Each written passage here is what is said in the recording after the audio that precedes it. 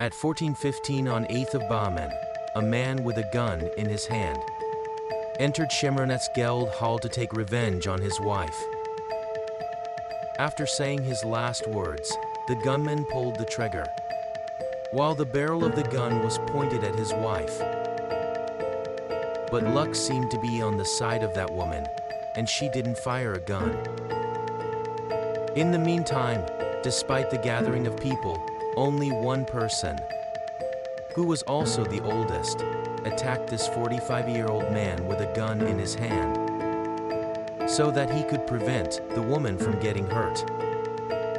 That during the conflict, a gun that had not worked just a few moments before was fired, and Mohsen Mohahigi, the head of Shemronet City's Materials and Construction Products Union, was heroically and selflessly killed.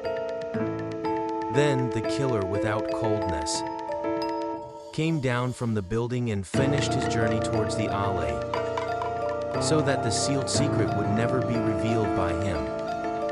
The victim is 63 years old and is considered to be one of the famous people of Sharon neighborhood, who went to the Geld room for work today.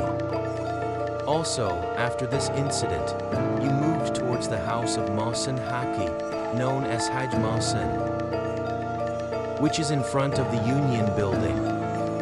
He ran away, but in a moment his legs were locked, and this time, he brought the gun to his head, and by pulling the trigger, he killed my life. It is exactly 2 streets above the accident site. He has 2 children, 22 years old and 34 years old, both of whom are amazed, and as if the world has collapsed on them.